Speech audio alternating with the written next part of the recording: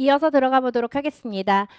두 번째 파트는요, 합격을 하기 위한 키워드가 무엇이 있는지 이것을 이제 나의 모토로 삼아 놓고 2023학년도 임용시험을 어떻게 준비해야 되는지를 선생님들이 좀 확인을 해주시면 좋을 것 같은데요.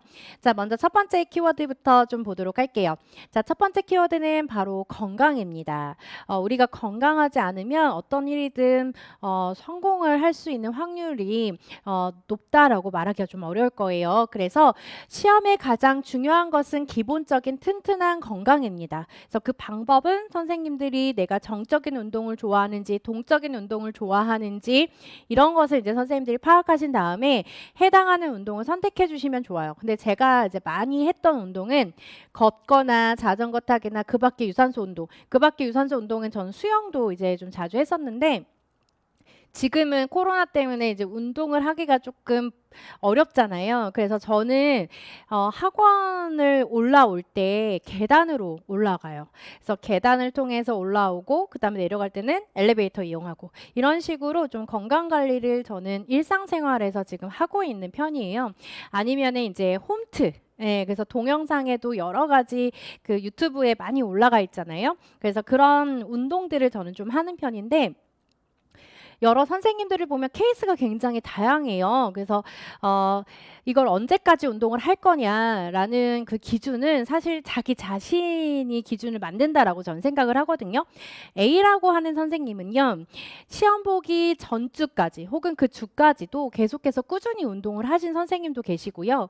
B라는 선생님은 상반기에 운동을 집중적으로 했다가 하반기에도 운동을 하시기는 했지만 그 강도나 그 요일을 조금 줄여서 빈도를 조금 줄여서 운동을 하신 케이스가 있어요. 두 분 다 합격하신 선생님인데요. 자기 자신에게 맞는 운동 스타일을 선택하셔서 꾸준하게 해주시는 것이 가장 좋을 것 같습니다.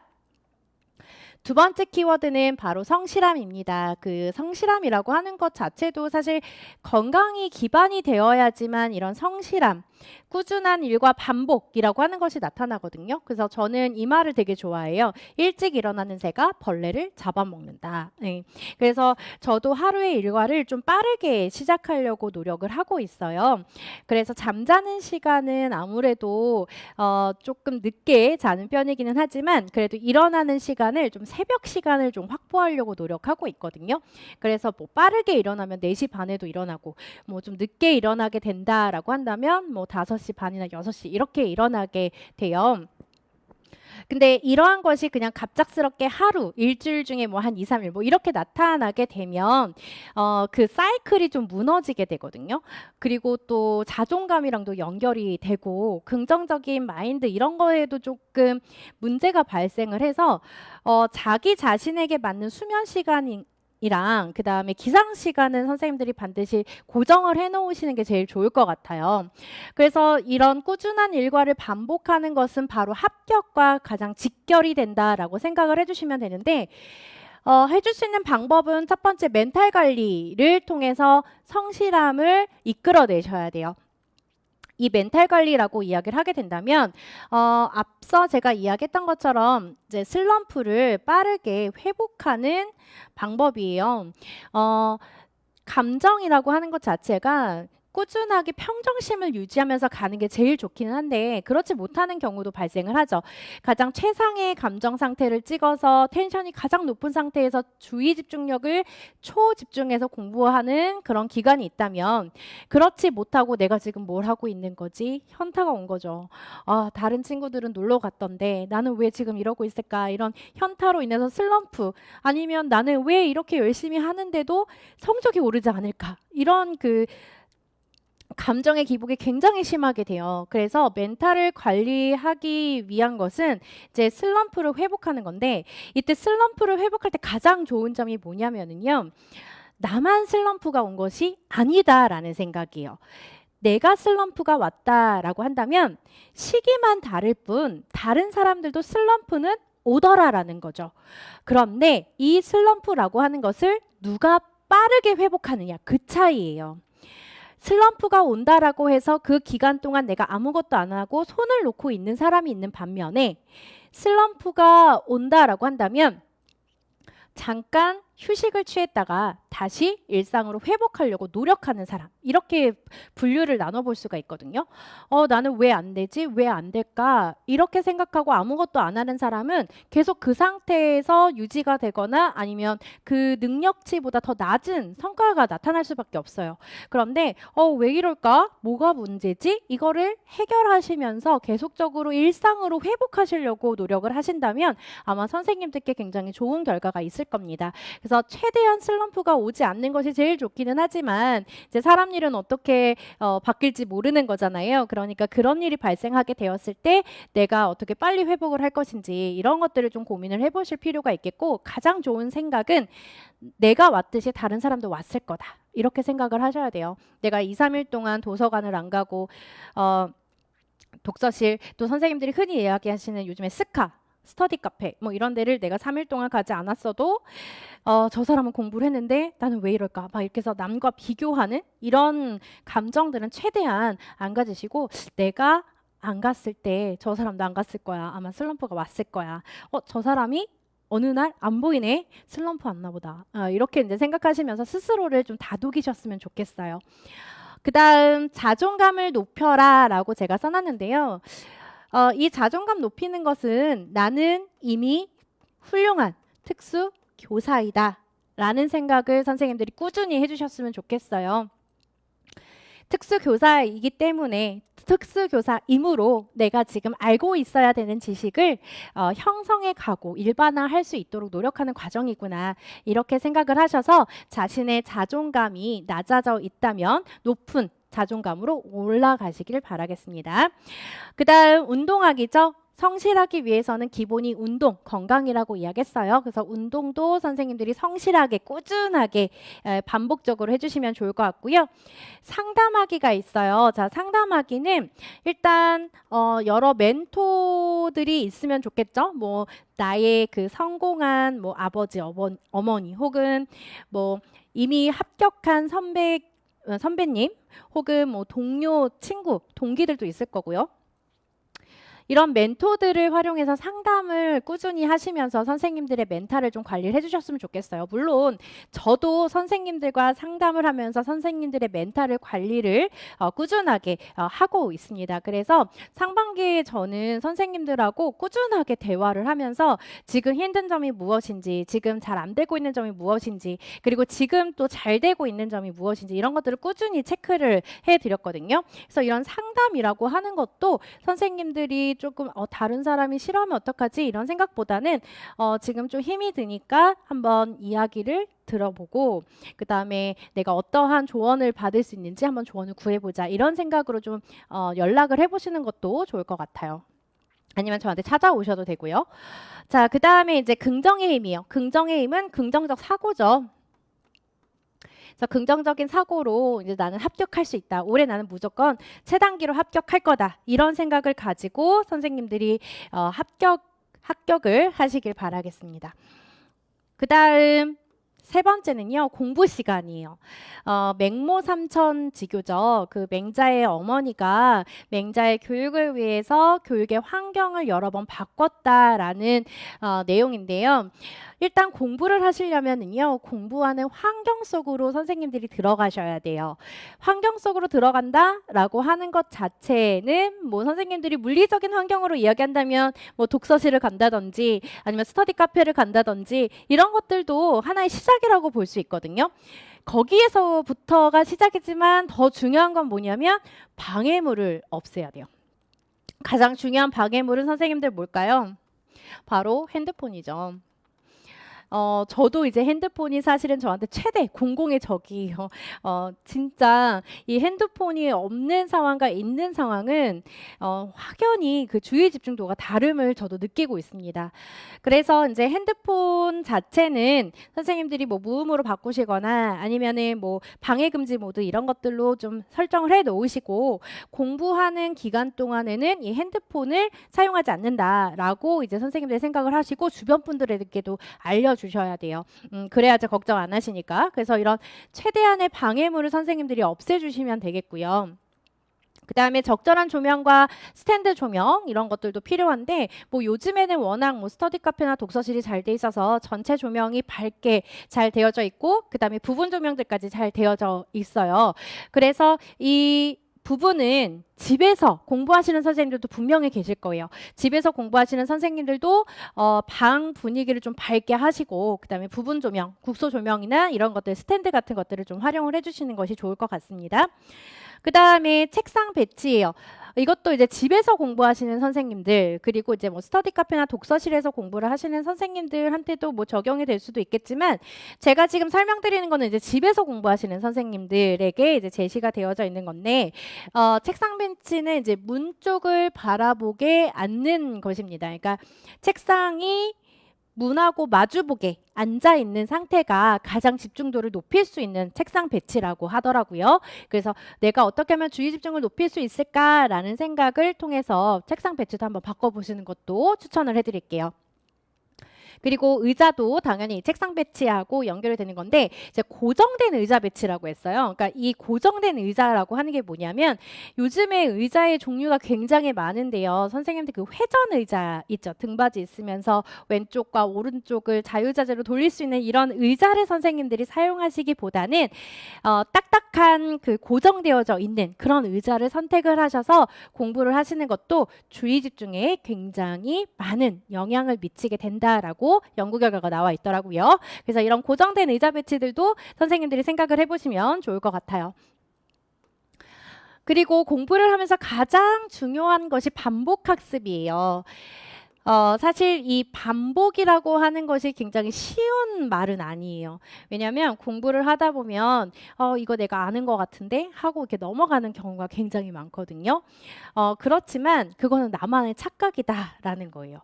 막상 누가 질문을 했을 때 그 질문에 대해서 대답을 잘 하지 못한다라고 한다면 그 내용을 내가 정확하게 알고 있는 것이 아니거든요. 그래서 누군가가 정말 의도치 않고 예상치 못한 상황에서 질문을 했을 때 그 질문에 대해서 내가 답변을 할 수 있다라고 한다면 이런 반복을 통해서 선생님들이 그 지식이 습득이 된 상태라고 생각을 하시면 될 거예요. 그래서 1%의 능력과 99%의 노력이다. 이 말을 선생님들이 기억을 해주시면 좋을 것 같아요. 아무리 머리가 좋은 사람도 99%의 노력이 없이는 합격을 하기는 어렵다라는 거죠. 그러니까 저희 수강생 중에 한 분이 어떤 선생님이 있었냐면 합격하신 선생님인데요. 머리가 굉장히 좋으셨어요. 그래서 제가 설명한 거를 굉장히 빠르게 이해하시고 그 내용에 대해서도 설명도 잘 하셨어요. 그런데 그 선생님이 이런 99%의 노력으로 반복을 하지 않았다면 고득점으로 합격하시기는 어려우셨을 거예요. 그래서 1차가 커트라인보다 17점이 높게 합격을 하셨거든요. 그렇다는 것은 그 선생님이 그만큼 많은 노력을 투자했다라는 거예요. 자기의 머리를 믿은 것이 아니라 자신의 노력을 믿으신 거죠. 그래서 암기를 하시고 문해력과 응용력과 인출 능력을 선생님들이 길러주셔야 되는데 역시 반복이라고 하는 것 자체는 암기력 과 연결이 되는 부분이겠죠. 그리고 문해력을 기른다, 독해력을 기른다라고 보시면 되겠는데 문해력을 기르기 위해서는 선생님들이 가지고 계신 기본 이론서를 읽어주시는 것도 물론 좋지만요.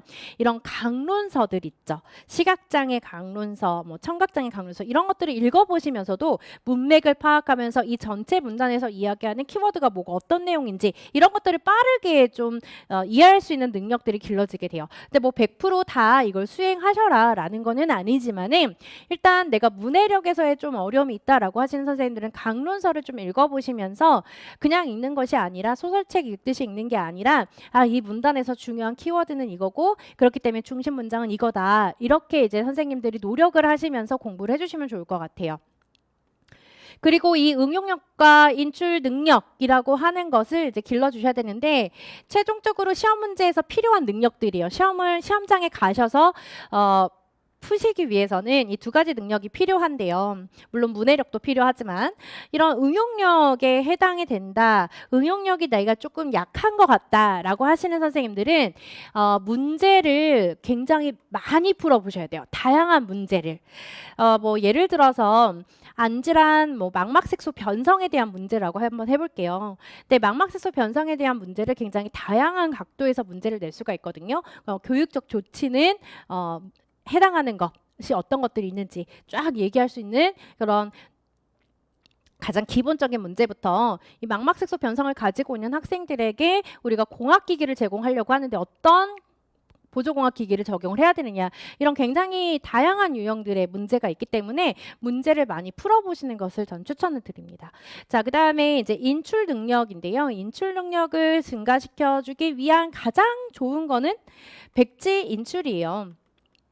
그래서 내가 오늘 하루 동안 공부한 것을 집에 가기 1시간 전에 백지에다가 쫙 인출해 보는 거예요. 근데 그거를 다 쓰기에는 너무 힘이 드니까 머릿속으로도 선생님들이 인출해 보시고 아니면 입으로도 인출을 해 보시는 이런 백지 인출을 하시게 된다면 인출 능력도 선생님들이 향상이 될 수 있습니다. 그래서 저는 항상 공부 끝나고 나면 1시간 정도는 선생님들에게 백지 인출을 시켰어요. 근데 그 효과가 좀 꽤 있었던 것 같아요. 자, 다음 페이지를 조금 보시면요. 앞서 이야기했던 것처럼 슬럼프를 극복해라 라는 말입니다. 그래서 비가 온 뒤 땅이 굳는다 라는 말이 있죠. 힘든 그 시기가 있으면 더 단단해지는 시기가 올 겁니다. 단단해지실 거예요. 이렇게 단단해지기 위해서는 남과의 비교는 선생님들이 하시는 것은 적절하지 않아요. 누구랑 비교를 해야 되냐면 나 자신과 비교를 하셔야 돼요. 그래서 초반의 나, 중반의 나, 후반의 나를 비교하셔야 돼요. 그러니까 타인 간의 비교가 아니라 자신, 내적 비교가 필요하더라라는 거죠. 그래서 초반의 나라고 한다면 뭐 1월이라고 이야기해 볼 수가 있을 거예요.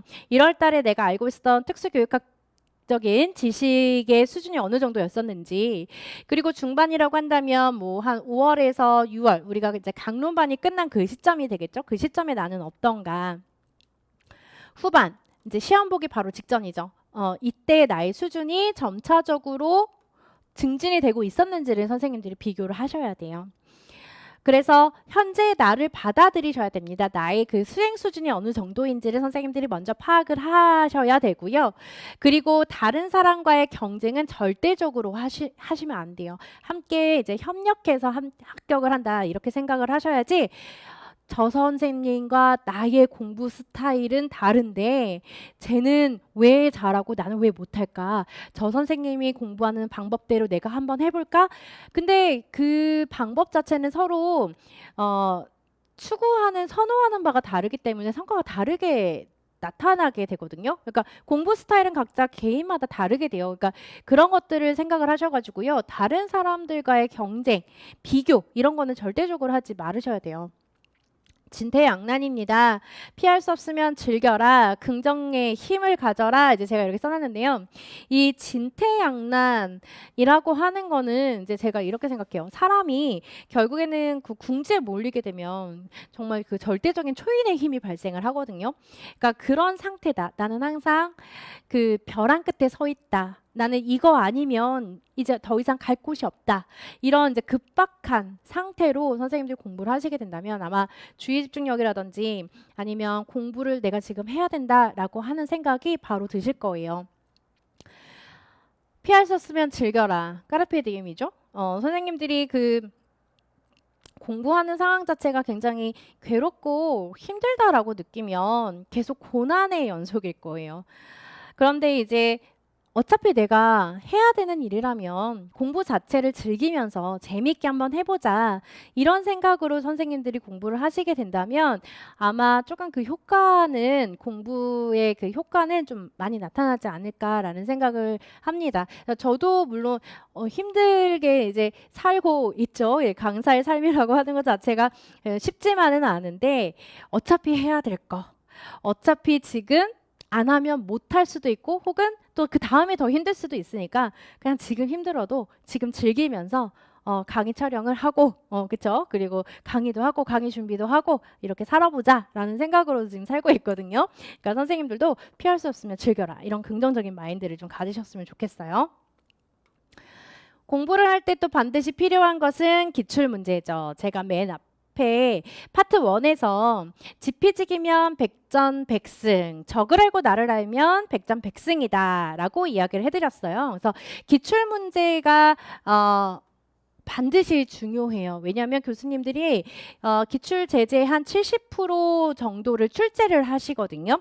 그래서 올해 시험 문제 같은 경우도 굉장히 기출 기반의 문제들이 많이 출제가 됐어요. 물론 이제 변별력을 줘야 되기 때문에 교수님들이 그 외에 해당하는 강론서에 해당하는 문제들을 출제를 하시는 경우도 있기는 하지만 선생님들은 이 70%에 해당하는 것을 맞추는 게 더 중요해요. 그러니까 30%를 맞추려고 공부를 하시는 게 아니라 이 70% 기출 제재, 반복해서 나오는 기출 제재들이 무엇인지를 확인하셔서 그 내용을 먼저 명확하게 공부하시는 것이 우선이다라는 겁니다. 그리고 기출 유형이 어떻게 나오는지 이런 것들을 확인하시는 게 제일 좋다라는 거죠. 그리고 나서 내가 어느 정도 70%의 그 기출 문제가 어느 정도 내가 습득이 된 것 같고, 그리고 이 내용에 대해서 문제를 풀었을 때 틀리지 않는다라고 한다면 이제 그때 이제 강사들이 이런 부분들도 외우면 좋을 것 같아요. 혹은 이거는 기출 외적인 거지만 출제 가능성이 조금 있지 않을까 예상합니다. 라는 이런 제재들 있죠. 이런 제재들도 선생님들이 한 번씩은 조금씩은 건드려 보시는 거죠. 그래서 제일 좋은 거는 이제 영역별 기출 문제를 분석하시는 거예요. 그래서 이 영역별 기출 문제 분석은 보통은 선생님들이 상반기에 거의 다 끝내놓으시는 상태예요. 시각장애 별에 해당하는 기출 문제를 분석하시고 그 다음에 청각장애, 행동수정 이렇게 분석을 하시는데 이게 분석이라고 하는 것과 문제를 푼다라고 하는 거는 좀 차이가 있어요. 문제를 푼다라고 하는 것은 문제를 보고 그에 해당하는 답을 쓰는 것이 문제를 푼다라고 이야기를 하고요. 분석을 한다라는 것은 그 문제 사례에 해당하는 키워드에 대한 정의를 내가 암기하고 있는지 확인하는 작업까지 선생님들이 해주셔야 되고요. 그리고 내가 출제자라면 어떤 문제를 낼 것인가 예상해 보는 것도 선생님들 공부하시는데 굉장히 많이 도움이 되십니다. 기출문제를 보시면서 내가 출제자라면 이 부분을 이렇게 변형할 수 있을 것 같아. 이런 생각들을 좀 하시면 공부가 굉장히 재밌어지실 거예요. 그리고 이제 연도별 기출문제를 분석하시게 되는데 연도별 기출문제는 보통은 선생님들이 하반기에 시작을 많이 하세요. 시험 문제에 대한 감을 익히기 위해서. 그래서 이 하반기라고 한다면 보통 빠르면 8월 초나 8월 말부터 시작을 하시는 선생님들이 꽤 있습니다. 그래서 8월 말이나 9월 초부터 이제 보통 시작을 하시는데 저는 이제 빠르게 선생님들이 연도별 기출을 회독 횟수를 늘리시는 게 저는 더 좋다라고 생각이 들어요. 그래서 문제의 감을 익히시는 시기라고 생각을 하시면 되겠습니다. 자, 그 다음 키워드는 여가 시간이에요. 저는 여가 시간이 반드시 필요하다라고 이야기하는 사람 중에 하나입니다. 한 박자 쉬어갈 때 비로소 깊은 열정이 생기게 되고요. 어떠한 철학자는 여가는 철학의 어머니다라고 말할 정도로 이 여가라고 하는 것이 굉장히 중요하게 이야기를 해요.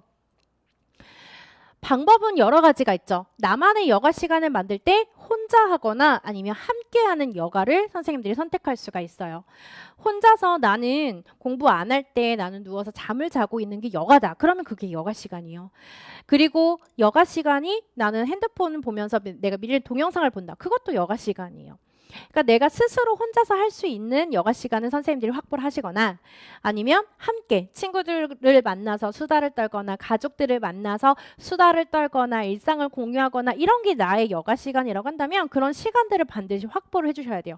그러니까 내가 이런 여가 시간이 있으니까 공부 시간은 내가 집중을 해서 공부를 하고 그리고 이 여가를 위해서 또 공부를 하시고 이런 경우도 있어요. 근데 이 둘 다 하시면 안 되죠. 둘 다 하시면 안 되고 둘 중에 하나 내가 좀 어떤 스타일의 여가를 즐기시는지를 좀 판단을 해보시는 것도 좋습니다. 단 건강해로운 거는 안 돼요, 선생님들. 제가 이거는 공부할 때 그냥 1년만 제발 참아주세요라고 이야기를 하는 건데 선생님들이 이제 대학 생활을 즐기시고 이제 공부를 하시는 입장으로 바뀌시다 보니까 이제 고등학교 때는 수능을 보기 위해서 공부를 하시는데 우리가 그때는 뭐 술이나 담배 이런 거를 잘 안 하잖아요. 그리고 공부에 좀 집중할 수 있는 환경이나 이런 스타일을 만들고 여가를 만드는데 우리는 이미 대학생활, 성인의 생활을 즐기고 왔단 말이에요. 그러니까 힘들면 오늘 공부 끝나고 오늘 여기까지 했으니까 나 잘했어. 나 스스로에게 강화를 줘야지. 술 마시자. 이렇게 되면 선생님들 그거는 여가 시간이 아니라 그 다음 날에도 영향을 미치는 그런 시간이기 때문에 저는 사실은 그게 여가가 아니라 몸도 축내고 그다음에 정신도 내가 왜 술을 먹었지 막 이런 생각하시면서 정신 건강도 또 해롭고 저는 이렇게 생각을 해요. 그래서 차라리 일단 술, 담배 이런 거는 좀 줄이거나 아예 못하면 또 그것도 스트레스잖아요. 줄이거나 저는 근데 아예 안 했으면 좋겠어요. 한 1년만. 1년만 안 하시는 게 제일 좋은 것 같아요. 물론 이제 간혹 가다가 술을 한 잔 마실 수는 있는데 그 다음날 영향이 가지 않게끔 조절을 하셔야 돼요. 시험 보는 기간 동안만. 시험을 준비하는 기간 동안만. 이거는 선생님들이 준비하실 때 꼭 저랑 약속하시고 공부에 임해 주셨으면 좋겠어요. 그래서 이 여가 시간도 규칙적인 여가 시간으로 만들어 주시기를 바랄게요. 그리고 남자 선생님들이 뭐 게임도 얘기하시거든요. 물론 게임 할 수 있어요. 뭐 오늘 하루 공부했으니까 한 30분에서 1시간 정도만 게임해야지. 근데 그 게임이라고 하는 것도 사실 정해놓은 시간은 있지만 그 상황에 따라 또 더 시간이 늘어날 수도 있잖아요. 연장될 수가 있잖아요. 그러니까 그런 것도 좀 고민하셔야 될 거예요. 내가 어떻게 이거를 해소를 할 것인가. 이런 거를 좀 고민을 좀 많이 해주셔야 될 것 같네요. 자, 그 다음에 이제 N수생 선생님들 있죠. 자, 이제 공부를 다시 시작하시는 선생님도 계실 거고, 아니면 그 이상에 해당하는 선생님들도 계실 텐데, 이 N수생 선생님들은요, 일단 기본기가 내가 정확하게 잡혀져 있는지 기본 이론부터 다시 쌓아가신다 생각하셔야 돼요. 근데 N수생 선생님들 같은 경우는 내가 작년에 공부 이렇게 했으니까 이런 상태로 가면 돼. 이렇게 공부하면 돼. 공부 방향이 이렇게 가면 돼. 근데 결과적으로는 어땠는지를 한번 생각해 보시면 좋을 것 같아요. 그런 공부 방향을 선택했고 공부의 길을 선택을 했을 때 나의 결과가 어땠을까? 그렇다는 것은 뭔가 지금 잘못됐다라는 거예요. 근데 그거를 빠르게 캐치를 하셔가지고요. 기본기부터 쌓아 올라가셔야 돼요. 선생님들 건물을 지을 때도 보면 가장 중요한 게 기초공사죠. 운동에서도 아무리 내가 고급 기술을 갖추고 있다 하더라도 기초 운동 기술이 탄탄하지 않으면 고급 기술을 사용하기가 어려워요. 그래서 김연아 선수 같은 경우도 어떻습니까? 올림픽에서 금메달을 따기 위해서 고급 기술을 계속해서 반복 연습을 하신 것도 맞지만 가장 기초적인 기술을 탄탄하게 세워놨기 때문에 적용이라든지 응용이 되셨던 거예요. 그러니까 선생님들도 내가 가장 기초가 되는 이 틀이 탄탄하게 세워져 있는지부터 확인을 하셔야 되는데 그 기본의 틀이 바로 뭐냐면 마인드맵이거든요.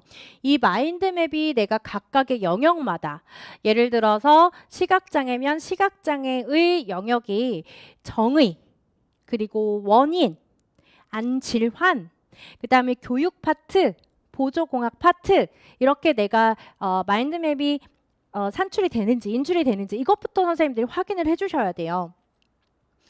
그래서 내가 가지고 있는 나 자신의 잘못된 방법이 무엇인지를 먼저 판단을 해주시고 나를 되돌아보는 시기가 좀 반드시 필요하다라고 저는 꼭 말씀을 드려요.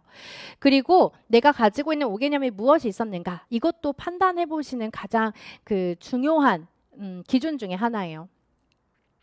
그 다음에 또 하나는 구체적인 1년 계획을 세우셔야 됩니다. 1년 계획을 세우신다고 했을 때요. 선생님들은 이제 하루부터 시작해서 주간, 한 달, 그 다음에 뭐 분기별로, 그 다음에 반기별로, 상반기, 하반기 뭐 이렇게 선생님들이 계획을 세우시는 선생님들도 있는데 저는 이런 1년 계획을 세우실 때 가장 큰 목표, 최종 합격 최종 합격이 2월이잖아요. 합격자 발표가. 그러니까 그 2월에 발표하는 이 합격을 하기 위해서 내가 하반기에 해야 될 거 하고 상반기부터 적는 게 좋겠네요. 상반기에 해야 될 거 하고 그 다음에 하반기에 해야 될 거. 그 다음에 이 상반기에서도 선생님들이 달별로 해야 될 거 하고 주간별로 해야 될 거. 이렇게 나누어서 좀 계획을 세워주시면 좋을 것 같아요. 그러니까 이게 이제 가장 작은 부분부터 올라가게 되면 물론 그렇게 계획을 세우셔서 합격하는 선생님들도 있지만은 그 방향성이 이게 좀 잘 보이지 않는다라고 해야 될까요? 그러니까 정확한 방향으로 가는지를 판단하기가 좀 어려운데 합격을 하기 위해서 내가 해야 될 것이 무엇인가가 명확하게 구분을 하기 위해서는 큰 거부터 선생님들이 계획을 세우는 것이 하나의 그 전략 중에 성공할 수 있는 전략 중에 하나이다라고 보시면 되겠습니다. 그리고 돌다리도 두드리면서 건너라 라고 이야기를 했죠. 그래서 내가 알고 있는 것도 다시 한번 확인하시는 시간이 반드시 필요하고요. 그리고 너무 많이 알고 있어서 오히려 역효과가 나는 경우도 발생을 해요. 그래서 내가 30%의 그 교수님들이 내시는 부분에 초점을 맞춰서 공부를 하고 있었나 아니면 이 70% 기출 제재에 맞는 내용으로 공부를 하고 있었나 이거를 반드시 확인하시고 내가 여기에 맞춰서 공부를 하셨던 선생님들은 70% 기출 제재가 70% 활용이 된다라고 했잖아요. 이 내용들로 선생님들이 돌아가셔야 될 것 같습니다. 그래서 다시 공부를 시작하시는 선생님들은 굉장히 마음을 다잡기도 힘드시고 그리고 또 같이 공부한 선생님은 합격을 했는데 내가 하지 못했을 때 그런 그 힘든 그 감정들을 아마 좀 돌아오시기가 굉장히 힘드실 거예요. 근데 선생님들 그 이런 말이 있잖아요. 모든 사람이 성공하는 시기가 똑같지는 않다라는 거예요. 그렇게 된다면 대학교 4학년 때 모두 다 합격을 해야 되거든요. 모든 사람이 성공 시기가 똑같다라고 한다면 결국에는 합격하는 시기가 다를 뿐이지 그 사람들이 최종적으로 목표를 한 것은 이룬다라는 거예요. 그렇기 때문에 너무 조급해하지 마시고요. 나보다 먼저 가 있는 선생님들 축하해 주시고 선생님들은 다시 현실로 돌아오셔서 그 나중에 축하를 받을 수 있도록 선생님들이 노력을 해주시고 마음가짐을 좀 가지셨으면 좋겠어요. 자, 그 다음으로 어떤 내용을 보실 거냐면 이번에 시험 문제가 나왔던 기출 문제를 좀 선생님들이 보실 필요가 있습니다. 그래서 이 내용이 조금 작아서 제가 선생님들에게 또 다른 파일을 아마 올려드렸을 텐데요. 그 파일 중에서도 이제 첫 번째 파일을 보시면 첫 번째 페이지를 보시면 이제 올해 22학년도 기출용어 정리가 이제 들어가 있어요. 올해의 문제는요. 보통 시험 문제가 어떻게 출제가 되냐면 22학년도잖아요. 그럼 22학년도 지금은 유아특수에 해당하는 내용이고 이 유아특수 교직 논술의 키워드, 그다음에 유아 A, 유아 B 이렇게 이제 키워드를 제가 문제에 대한 키워드하고 답에 대한 키워드를 이제 적어 놓은 건데요. 22학년도니까 그리고 유아 영역이다 보니까 21년도에 초등하고 중등에 나왔던 기출 제재들을 보시고 공부를 하시면 돼요. 이거는 이제 시험이 다가왔을 때 하실 수 있는 방법이거든요. 그리고 덧붙여서 하실 수 있는 방법이 이제 3개년을 건너뛰는 거예요. 그러니까 유아특수에 관련된 영역을 3개년을 건너뛰시면 21, 20, 19죠. 그래서 19년도, 18년도 유특 기출 제재를 확인해 주시는 거예요. 이렇게 하시면 내년에 어떤 기출 문제 제재가 나올 것인지를 예상하실 수가 있어요. 그래서 올해도 제가 선생님들께 기출 문제를 좀 분석을 해서 문제풀이반하고 모의고사반을 이어갔거든요. 근데 올해 같은 경우에는 제가 적중률이 그래도 굉장히 높았어요. 그 전에도 높았지만 이렇게 기출을 분석을 해서 이런 문제의 제재가 나올 것이다 라고 하는 것을 출제를 하고 선생님들도 그에 맞는 공부를 하시게 되면은요. 그에 맞는 공부를 하시게 된다면 익숙한 제재가 나왔기 때문에 빠르게 산출이 되시고 그 문제를 다른 사람은 2번 회독할 때 나는 같은 시간 동안 70분 동안 혹은 90분 동안 3번씩 빠르게 또 점검을 하실 수 있는 시간이 확보가 돼요. 그래서 이런 기출 용어들을 제가 정리를 해서 미리 드릴 거예요. 업로드를 해드릴 테니까 나중에 내가 시험에 임박했을 때 어, 23학년도 임용시험이 이제 11월이잖아요. 22년 11월이잖아요. 시험 보기 전주에 이런 기출 제재들을 보시고 선생님들이 한번 인출을 해보시는, 백지 인출을 해보시는 그런 자료로 활용을 해주시면 좋을 것 같아요. 그래서 보시면, 이거 나왔었네, 또 나왔네. 이거 또 나왔었네. 이게 반복해서 기출 제재가 출제가 되는 걸 확인하실 수가 있을 겁니다. 자, 이렇게 해서 이 자료는요, 인출 자료로 활용을 해주시면 좋을 것 같아요. 그래서 유특을 보니까 올해 이제 자폐 행수, 그 다음에 행수 문제, 그래서 유아특수 괴로운 문제가 이제 가족 진단에 대한 내용이 출제가 됐었고요. 그 다음에 또 유특에서는 이제 놀이 중심에 관련된 교수 방법과 그 다음에 지체장애와 일반 유아 문제, 그래서 이동 운동의 유형과 관련된 게 이제 시험 문제가 출제가 됐다. 그리고 이제 시각장애에 관련돼서는 시야와 시각평가를 이제 물어봤고요. 그리고 또 주시학이라고 하는 시각 활용 기술이 뭐가 있는지, 그리고 추시학이라고 하는 이 시각 활용 기술을 사용할 때 우리가 사용할 수 있는 보조기기가 뭐가 있는지, 이런 게 이제 시험 문제가 출제가 됐다라고 보시면 되겠습니다. 그래서 7번과 8번은 의사소통에 관련된 문제로 출제가 됐고요. 자, 이렇게 해서 일반 유아가 어디에 배치가 되는지 이제 대략적으로 선생님들 확인해 주시면 되고, 그 다음에 초등도 선생님들이 보시게 되면 제가 7번과 8번이 그 초과정으로 문제가 많이 출제가 된다라고 이야기했잖아요. 그래서 A형 7번, 8번은 이제 초과정 문제예요. 국어과하고 사회과가 출제가 됐고, 그 다음에 B형은 수학과하고 과학과가 출제가 됐다. 이렇게 이제 선생님들이 보시면 될 것 같아요. 그리고 중간중간 이제 영역 간 통합이 되거나 아니면 교육과정과 통합이 되는 형태의 문제가 많이 보이죠. A형 3번 같은 경우는 의사소통에 관련된 문제였고, 4번 같은 경우는 학습장애하고 특수교육 공학이 통합이 돼서 문제가 출제가 됐어요. 그런데 이제 초등 B형에서 3번을 보시면 기본교육과정 수학과에 대한 내용하고 그 다음에 행동수정 문제가 이렇게 통합이 돼서 문제가 나온다. 그러니까 한 영역만 문제가 나오는 경우도 물론 있어요. A형 3번을 보시면 이제 의사소통에 관련된 문제로만 구성이 돼서 출제가 되는 경우가 있지만, 이렇게 영역 간 통합이라든지 그 다음에 교육과정 간의 통합, 이렇게 문제가 출제가 된다.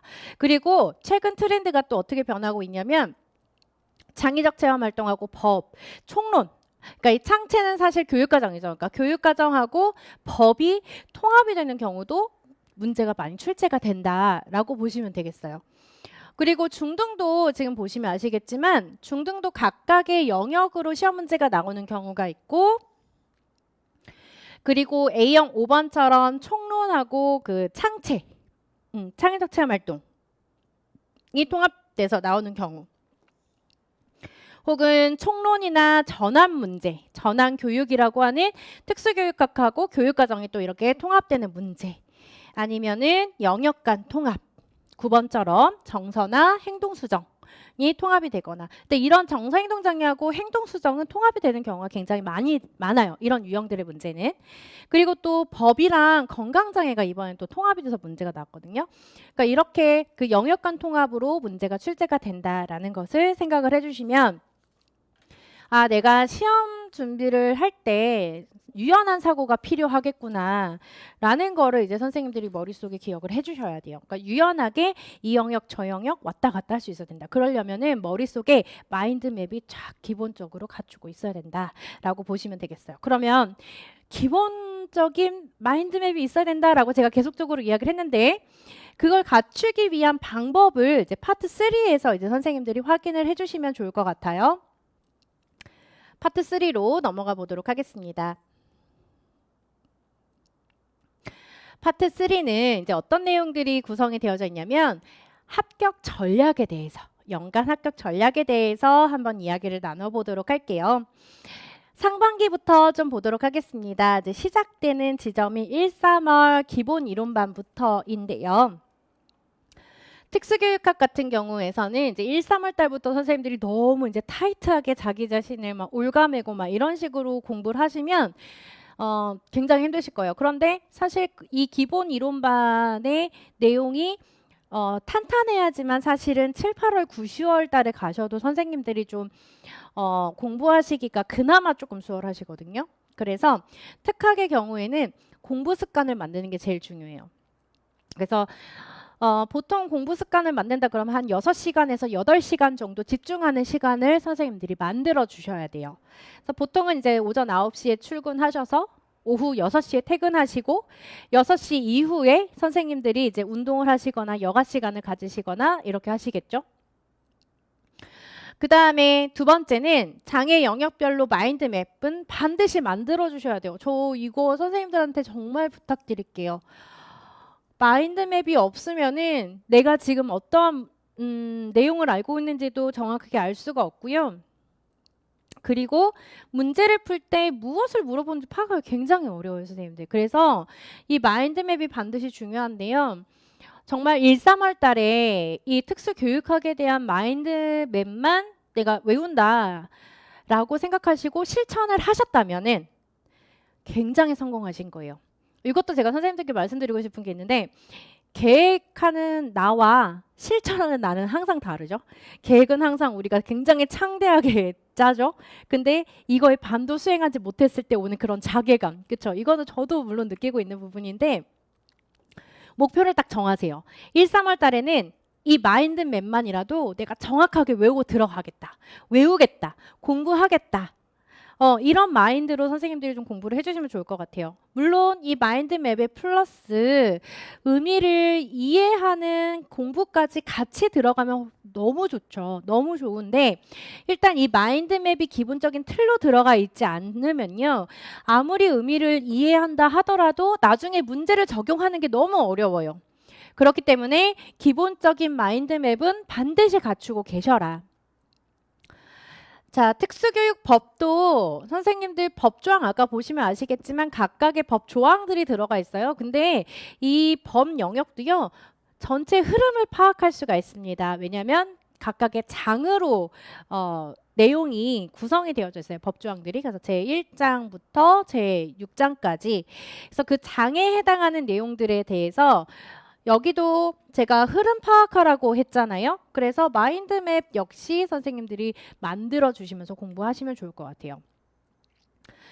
내가 조금 공부가 되어져 있다. N수생이다 라고 하시는 선생님들은 뭐 이때부터 법 공부를 하는 건 조금 부담스럽다 라고 하시면 매일매일 공부하는 게 좋거든요. 그래서 한 3월 달이나 5월 달부터는 반드시 시작을 해주셔야 되고 그 다음에 내가 이제 처음 공부하는 초수생이다 라고 하시면 이 흐름을 먼저 파악하는 것에 초점을 두시고 하루에 한 개조씩 그러니까 암기한다라고 생각하면 좀 힘드실 거예요. 그거 그대로 똑같이 은는이가 조사까지 외우는 것 자체는 쉬운 일은 아니거든요. 그러니까 매일 한 개조씩 한 챕터에 대한 내용을 외운다거나 한 개조씩 내가 외운다. 이렇게 좀 선생님들 생각을 해주시면 좋을 것 같아요. 그러면서 점차적으로 양을 늘려가면 되는 거니까요. 그래서 그 전체 흐름을 먼저 파악하는 것이 역시 법도 중요하다. 자, 초과정입니다. 초등 선생님들이죠. 자, 초등 선생님들 이 초과정에 대한 기본 이론 반드시 이럴 때부터 닦아 가셔야 돼요. 그래서 기본 이론 수업을 반드시 들어주시고 여기에서는 교육학도 마찬가지예요. 중등 선생님들이 교육학을 뭐 3월 달에 시작한다, 5월 달에 시작한다 뭐 이런 시작 시점은 각각 다를 수는 있지만 저는 1월 달부터 공부를 시작하시는 선생님들은 교육학의 기본 이론부터 차근차근 다져놔야 나중에 7, 8월, 9, 10월 달에 가셔서 덜 헤매게 되실 거예요. 그 다음에 유아에 관련된 일반 유아에 대한 그 강좌도 선생님들이 수강을 하셔서 전체 내용을 좀 파악하시는 게 좋습니다. 그래서 이제 특학과 법, 그 다음에 초과정 교육학 유아에 관련된 내용들을 이때 선생님들이 전체 마인드맵 항상 상반기는 마인드맵이요. 상반기 마인드맵을 내가 만들어 놓는다. 이렇게 생각을 하시면서 이제 3월 달로 넘어갈 겁니다. 자, 3, 5월 달에는 이제 보통 기출을 분석하시면서 그에 따른 강론서를 이제 선생님들이 외우게 되시는데요. 이제 저는 그때 독보기 백과사전 기출 백과사전을 이제 출간을 해요. 그래서 그 백과사전에는 하나의 문제에 대한 하나의 개념에 대해서 한 강론서만 보는 게 아니라 예를 들어서 A라고 하는 이론을 1권, 2권, 3권 여러 종류의 강론서에서 이야기를 하는 내용이 같을 수도 있고 의미는 같지만 선택하는 용어가 다를 수가 있거든요. 그런 용어를 정리할 수 있게끔 이 백과사전을 만들었어요. 그러면서 강론 내용을 심화 확장해 나간다라고 보시면 되겠고, 그러면서 선생님들이 기출문제를 아까처럼 꼼꼼하게 분석해 나가실 거예요. 그래서 제 기출문제를 분석하는 그런 강의가 조금 궁금한 선생님들은 유튜브에 검색하시면은 올해 제가 유아초등 기출문제 분석해드린 강의가 있을 거예요. 그 강의를 잠깐 맛보기로 보셔도 되고, 그 다음에 이제 중등특수에 관련된 올해 기출문제 해설도 제가 13일 날 업로드를 할 거거든요. 그때 선생님들이 또 맛보기로 좀 보셔도 괜찮을 것 같아요. 그리고 이제 초과정이나 그 다음에 선생님들이 교육학이나 그 다음에 일반 유아에 대한 3월에 그 공부를 하셨을 거 아니에요. 그럼 그거에 대한 내용을 1, 2월 달에 대한 내용을 복습을 이제 해 놓으셔야 돼요. 복습. 이 복습이 굉장히 중요해요. 그래서 저는 항상 강의를 할 때 그 내용을 읽어오지 말라고 이야기해요. 예습하는 게 중요한 게 아니고 오늘 강의를 하나를 들었다 하더라도 그 들은 강의 하나를 복습하는 시간을 반드시 투자해라 라고 저는 이야기하거든요. 복습하는 시간은 항상 강의 듣는 거의 2배라고 생각하시면 돼요. 내가 1시간 강의를 들었다? 그러면 2시간 복습. 이렇게 생각하시면 좋을 것 같고요. 만약에 그것까지는 좀 힘들 것 같다라고 하시면 어쨌든 그 강의 들은 그 시간만큼은 선생님들 복습 시간 반드시 확보를 하셔야 됩니다. 자, 그 다음에 이제 초과정은 강론이 시작이 되겠죠. 그래서 지도서를 이제 선생님들이 보시면서 필요한 내용이 뭐가 있는지, 암기해야 되는 그 교과지도 내용이 뭐가 있는지 이런 것들을 확인하실 거예요. 그리고 이때에는 특과정이라고 해서 우리가 아까 교육과정, 특수교육 교육과정이라고 하는 게 있다라고 했죠. 그래서 이 특수교육 교육과정을 이제 선생님들이 암기가 이제 시작이 돼야 돼요. 사실 이 시기에 암기를 해라라고 이야기하더라도 알고는 있지만 실천이 잘 안 되는 시기거든요. 왜냐하면 사실 이 특학이라고 하는 것 자체가 굉장히 넓은 방대한 내용을 담고 있기 때문에 이 특과정까지 시작하기 굉장히 부담이 된단 말이에요. 그렇기 때문에요. 이때에도 선생님들이 특과정을 모두 처음부터 끝까지 다 외워야지. 그렇게 공부를 하기가 힘들어요. 그렇기 때문에 의미 단위로 끊어서 선생님들이 암기를 하실 수 있어야 돼요. 하나의 제재에 대해서도 예를 들어서 하나의 문장이 있다라고 한다면 이 문장에서 목적이 무엇이고 그에 따른 방법이 첫 번째, 방법 두 번째가 무엇이 있는지 이렇게 의미 단위로 끊어서 암기하시는 연습을 하셔야 되고, 제가 이거를 굉장히 강조하는 이유 중에 하나는 시험 문제가 이렇게 출제가 돼요. 작년 초등 문제를 보시면 아마 아실 거예요. A형 1번 문제를 보시면 이에 따른 목적을 쓰고 이에 따른 방법을 쓰고 시간, 실수, 배당에 대해서 써라. 이렇게 시험 문제가 나오니까 선생님들이 각각 하나의 문장에 대한 타이틀, 의미 단위를 모르면 그 문제는 못 풀어요. 아무리 내가 그 문장을 완벽하게 한 문장을 외웠다 하더라도 시험에서 요구하는 바가 뭔지를 모르면 선생님들이 풀 수가 없는 거예요. 그래서 의미 단위로 암기하실 수 있도록 공부 방향을 좀 잡아주시면 좋을 것 같고요. 역시 특과정도 마인드맵 있습니다. 마인드맵 만들어내실 수 있어요. 그래서 이 마인드맵을 선생님들이 만들어 놓으시고 의미 단위로 암기하시는 방법을 선택하셔서 공부를 해주시면 아마 문제를 푸실 때 선생님들이 수월하게 푸실 수 있을 거예요. 사실 법이랑 교육과정은 보자마자 답이 나와야 돼요. 그래야지만 특수교육학에서 문제가 어렵게 나온 부분에 대해서 생각할 시간을 확보하실 수가 있어요. 교육과정도 기출문제 있습니다. 그래서 기출에 해당하는 내용들 확인하시고 그에 따른 문장부터 외워주시면 좋을 것 같아요. 그에 따른 기출이 또 계속 반복이 되니까요. 자, 이렇게 시기를 좀 보내시고 나시면 이제 6월 달이 들어가게 될 거예요. 자, 6월 달에는 이제 약간 복습의 달이라고 생각하시면 좋을 것 같습니다. 그래서 6월 달에 보통 시작을 많이 하시는 게 교직 논술. 예, 논술 연습을 이때 많이 시작해요. 유특 선생님이든 초특 선생님이든. 왜냐하면 1월 달부터 5월 달까지 특수교육학에 대한 지식을 조금 함양을 해놔야, 습득을 해놔야 이런 문제 사례가 있는데 이 문제에 대한 해결 방안과 대처 방안이 뭘까? 이런 걸 물어봤을 때 쓸 수가 있거든요. 사실 뭘 알아야 쓰는 거기 때문에 6월 달은 내가 공부한 내용을 논리적으로 표현하는 연습을 한다라고 생각하시면 되겠습니다.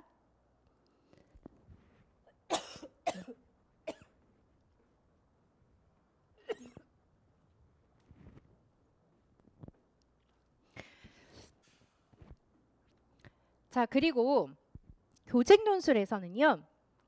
논리적인 사고가 필요하다라고 이야기했잖아요.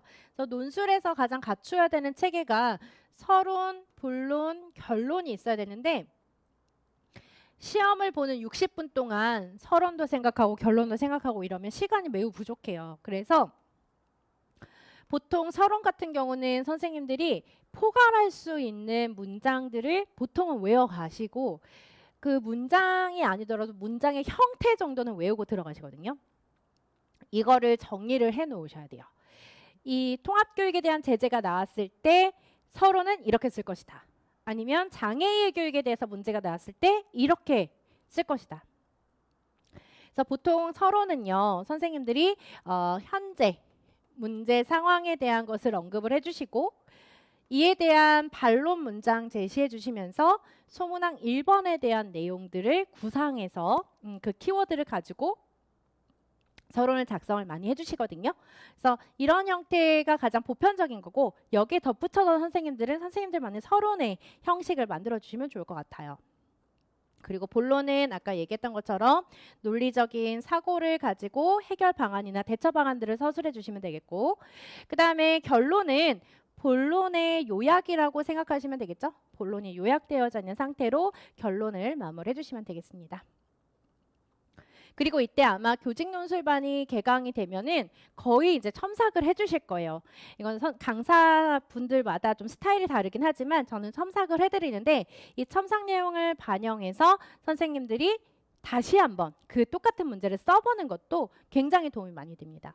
그리고 이제 이 내용에 대해서 기출 교직 논술로 나왔던 기출들도 써보시는 연습을 해보시는 것도 굉장히 도움이 많이 돼요.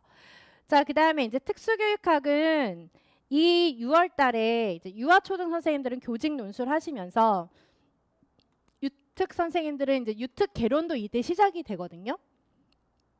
유특 개론에 대한 전반적인 내용 확인하시면 되는데 이제 중등 선생님들은 이 6월 달 한 달이 비어요.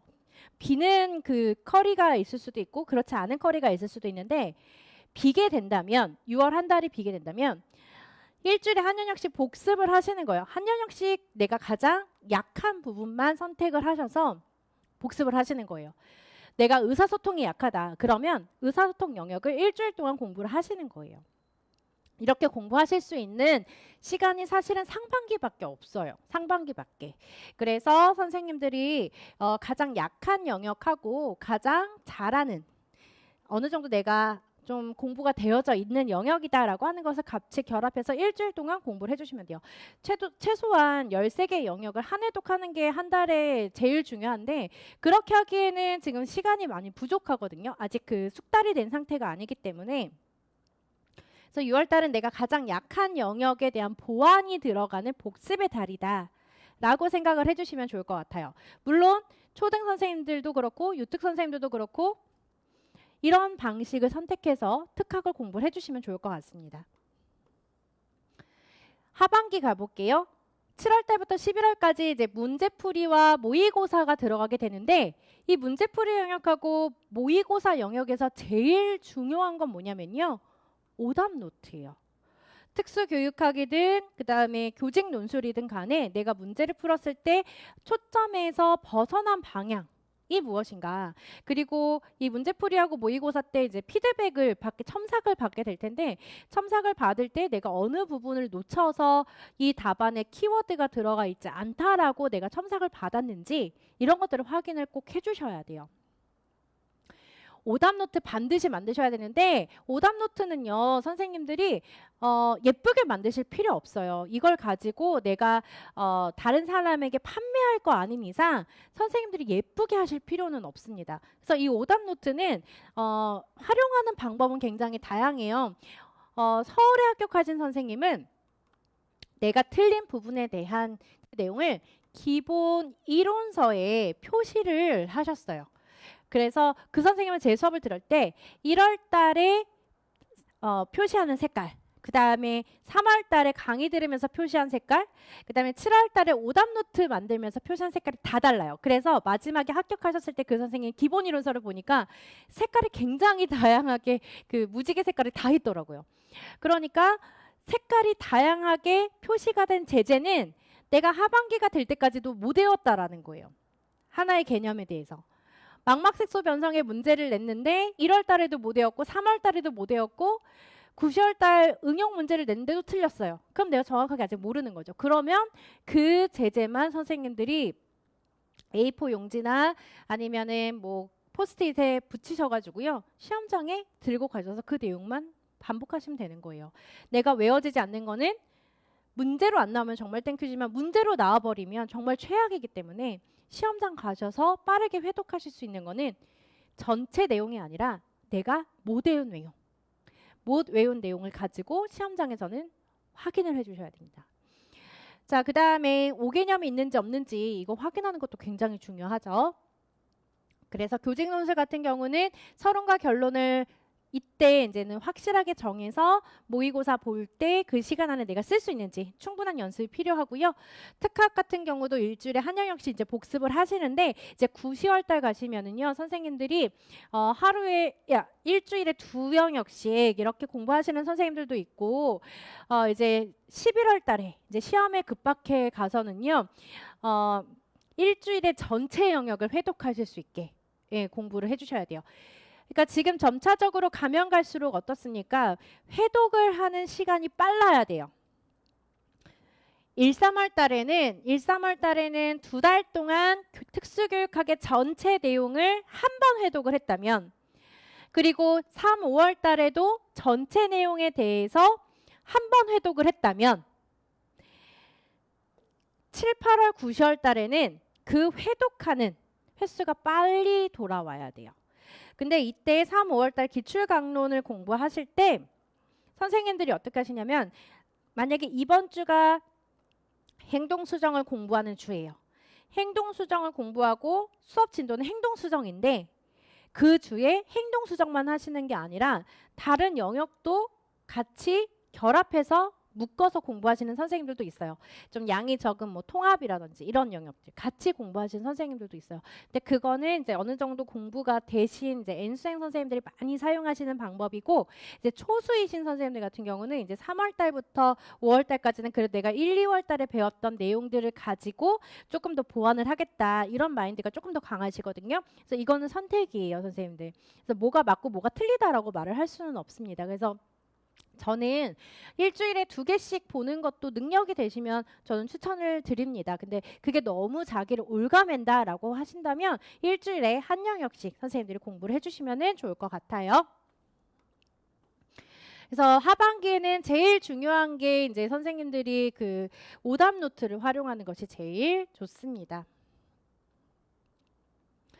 자, 1, 3월 기본이론 공부 목표 이것도 이제 선생님들이 제가 알려드린 내용을 기반으로 선생님들이 계획을 짜시면 되는데 제가 아까 강조했던 것처럼 복습하는 게 제일 중요해요. 복습 그리고 마인드맵을 자기만의 마인드맵을 만들어야 돼요.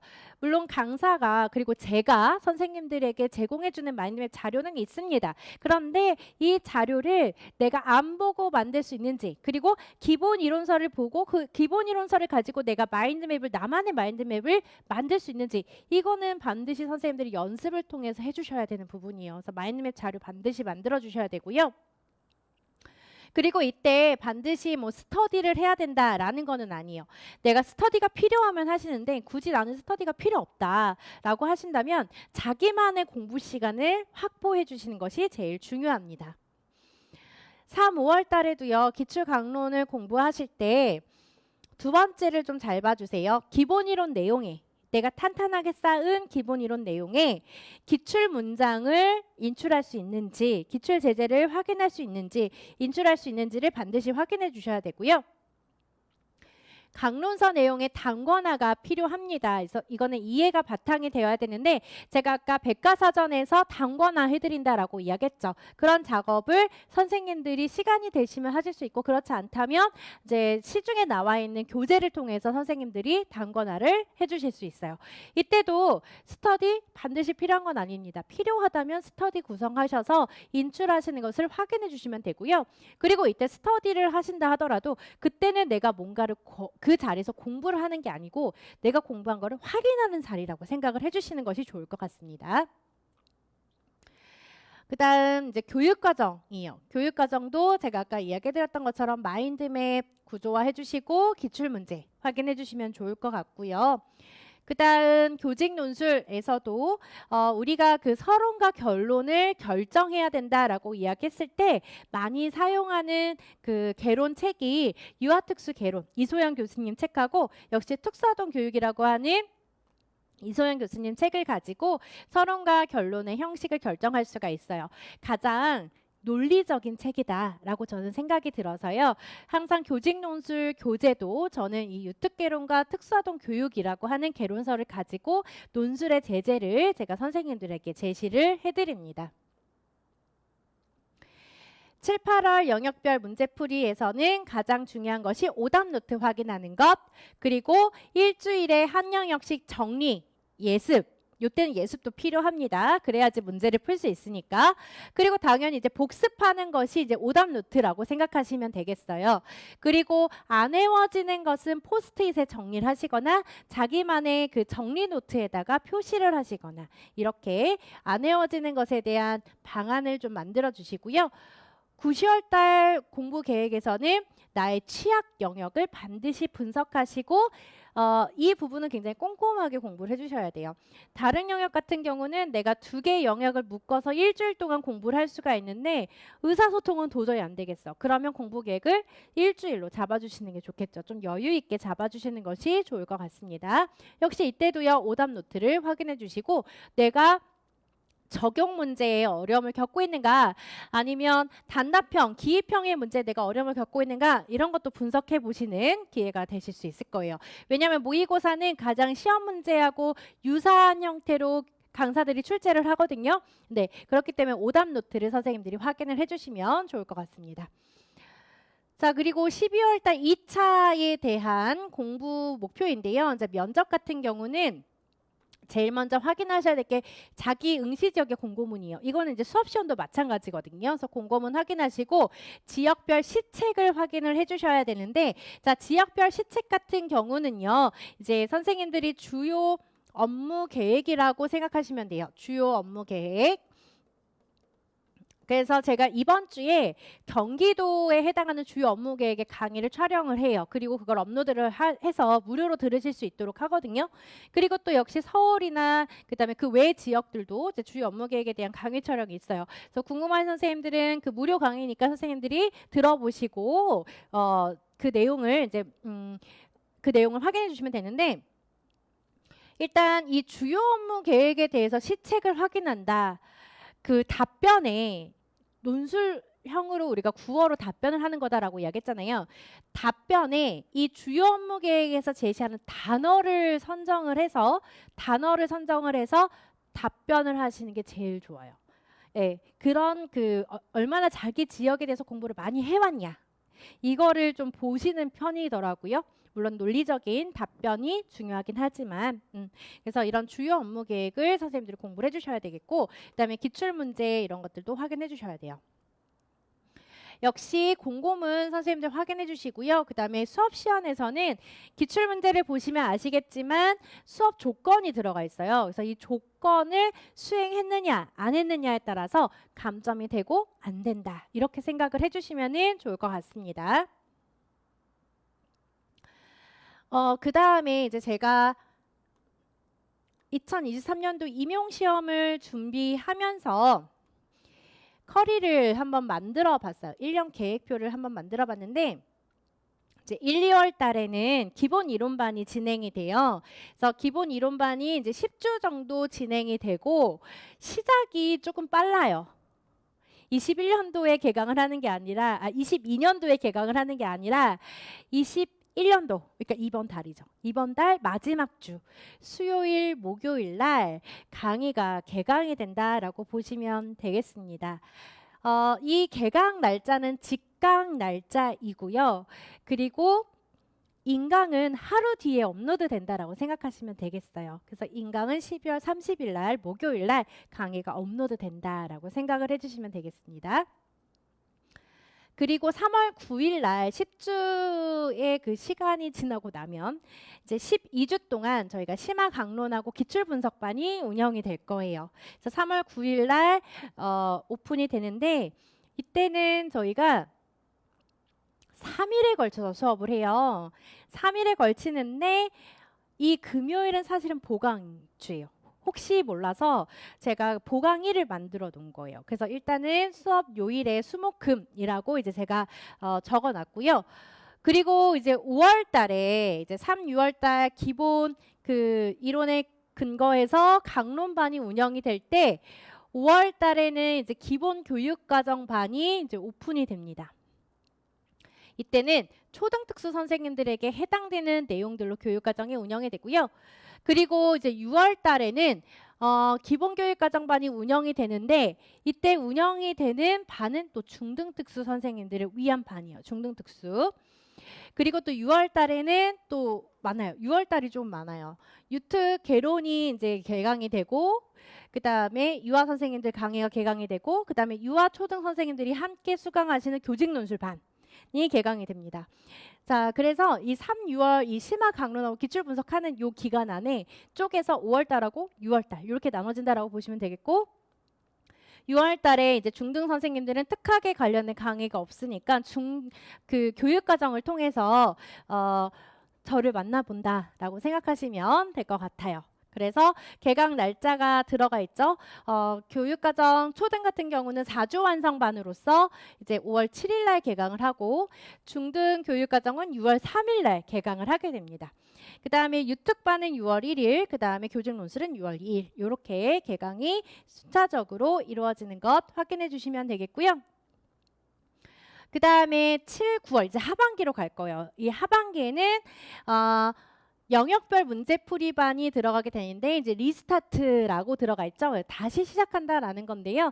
그 1월 달에 공부하셨던 개념들을 다시 한번 개념 확인하는 그런 달이라고 생각하시면 되겠어요. 그래서 각각에 해당되는 문제풀이를 이제 10주간 진행을 하게 되고요. 7월 1일 날 개강을 하게 됩니다. 자, 그리고 이제 모의고사반은 초등하고 여기에 유아가 빠졌는데요. 유아 초등 선생님들의 모의고사도 이제 같이 진행을 하게 될 거예요. 그래서 9월 3일 날 개강을 하고 중등은 9월 10일 날 개강을 해요.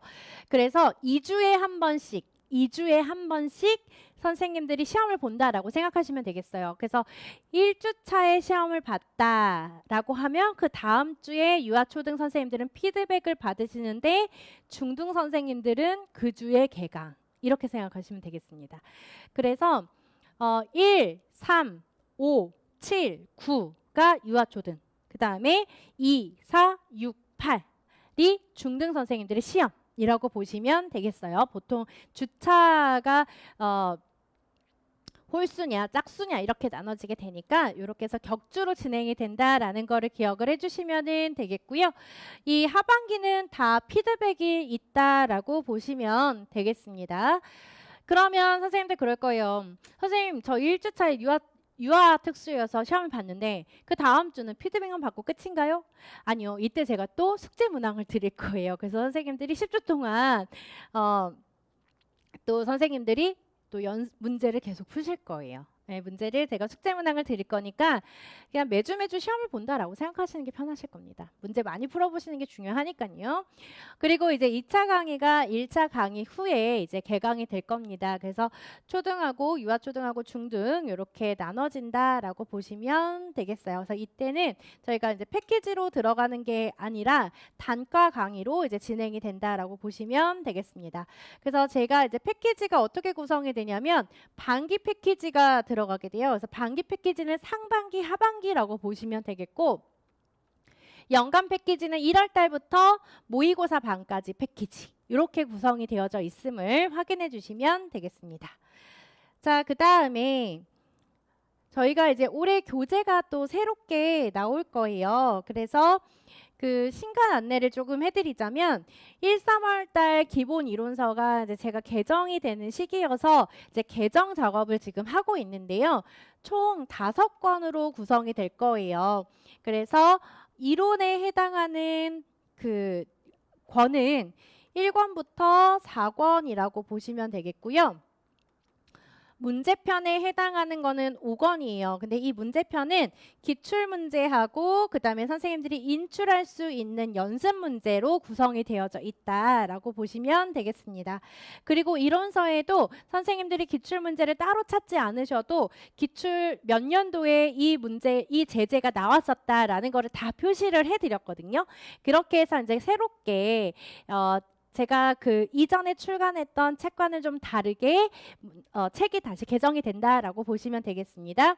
그리고 3, 6월 달에 이제 기출 백과사전 책이 이제 나온다라고 보시면 되겠어요. 그래서 올해 시험 문제를 좀 추가해서 조금 새롭게 내용을 가다듬어서 출간이 될 겁니다.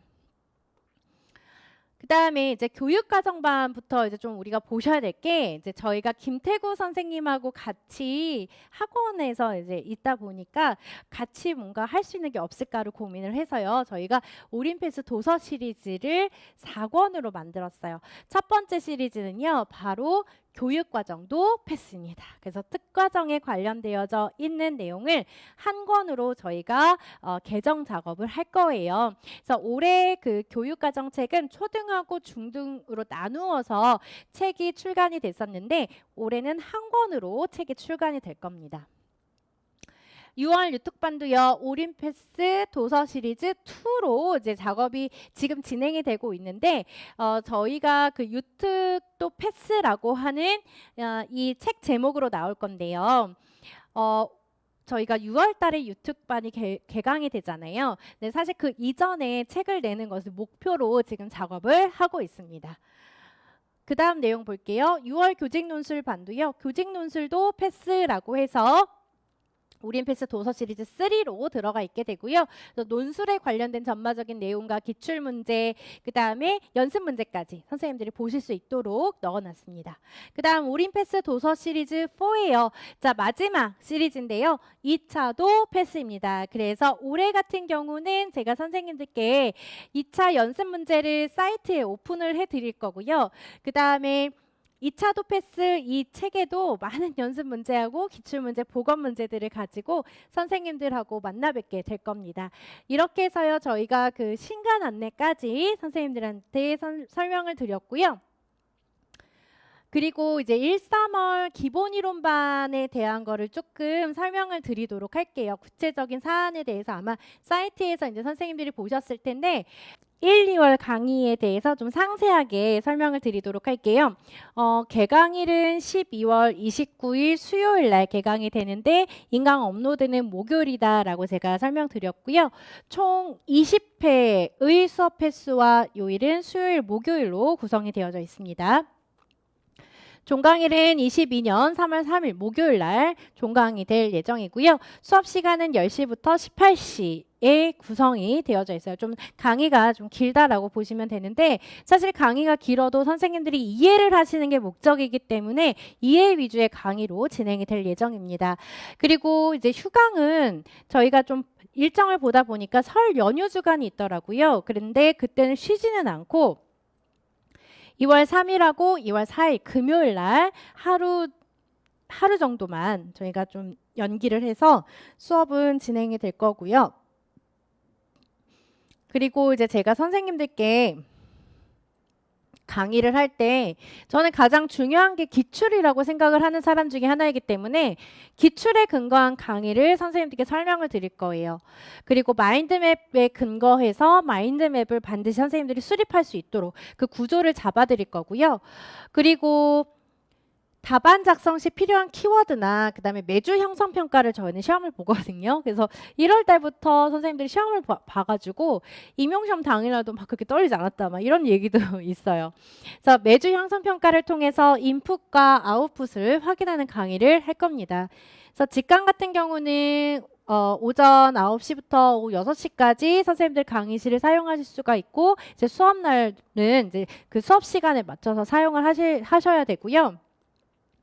그리고 이제 직강 같은 경우는 또 선생님들이 맨 처음에는 초반에는 잘 마음을 가다듬었다가 또 후반부에 하반부에는 힘이 빠져서 못 오시는 경우도 있거든요. 그래서 그런 것들을 좀 예방하기 위해서 제가 출석 카드로 직접 관리를 합니다. 그리고 매주 형성평가 이제 보게 될 거고요. 인강 선생님들 같은 경우도 강의가 좀 밀리지 않도록 인증을 통해서 관리를 하는데 인증 사이트는 www.yka.kr 제 홈페이지거든요. 이 홈페이지에 들어가시면 제가 인증, 강의 인증이라고 하는 메뉴가 있어요. 거기에 매주 저희 인강조교 선생님께서 글을 올려주시면 해당하는 절차에 따라 인증을 해주시면 되겠습니다. 그걸로 출석 체크를 계속 해드릴 거고요. 그리고 이제 주차별로 들어가게 되면 저는 행동 수정부터 해요. 좀 약간 내용이 어렵고 양이 많은 것부터 일단 바박 해보자 약간 이런 의지로 이제 가게 되는데 행동 수정부터 시작해서 정생동장애 자폐성 장애를 이제 2주 동안 저희가 끝내게 될 거예요.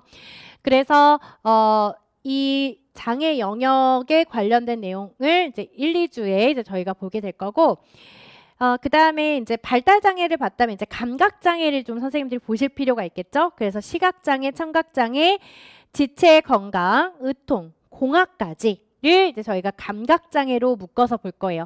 왜냐하면 이런 감각장애 학생들은 공학적인 요소가 많이 필요하기 때문에 그래서 공학에 관련된 것도 제가 같이 묶어서 설명을 드릴 거고 그 다음에 이제 발달, 인지능력 쪽으로 우리가 한번 가볼게요. 인지능력에 해당되는 영역이죠. 학습장애, 지적장애, 통합교육, 진단 및 평가, 전환교육 이렇게 이제 저희가 진행이 될 텐데 유특 선생님들은 학습장애 강의는 가볍게 선생님들이 들어주셔도 되고요. 그 다음에 전환교육 같은 경우는 유특 선생님들은 시험 범위가 아니기 때문에 안 들어주셔도 괜찮습니다. 자, 초등 선생님들하고 중등 선생님들은 1주차부터 10주차까지 강의를 전체를 완강을 해주셔야 되겠습니다.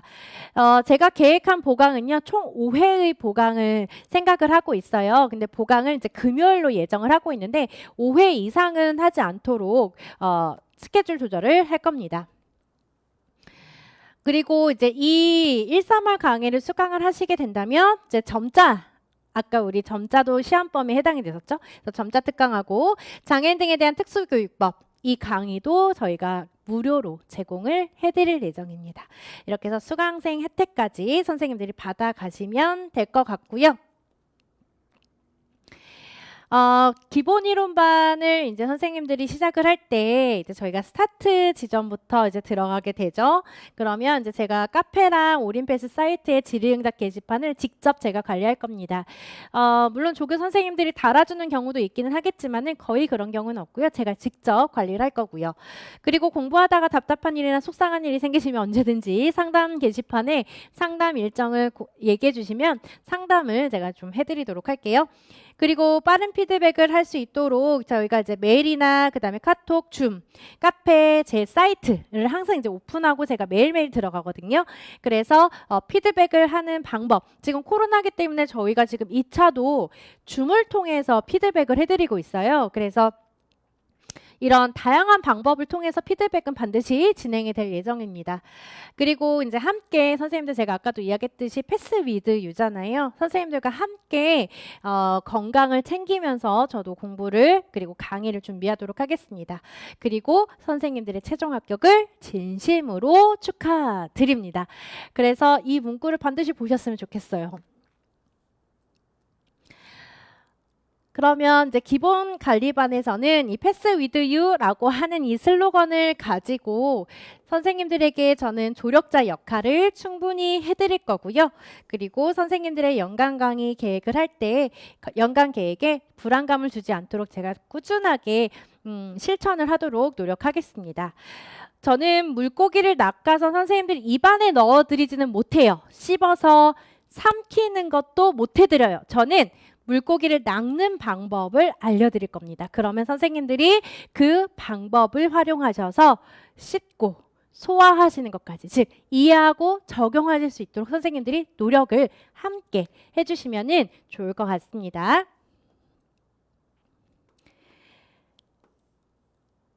자, 여기까지 해서요. 정말 머나먼 긴 여정을 저희가 함께 했는데요. 2023학년도 임용시험을 최종적으로 합격하기 위한 전략에 대해서 제가 설명을 드렸습니다. 제 이 설명회가 선생님들의 연간 계획과 합격에 꼭 도움이 되기를 바라겠습니다. 자, 긴 시간 동안 선생님들 고생 많으셨습니다. 감사합니다.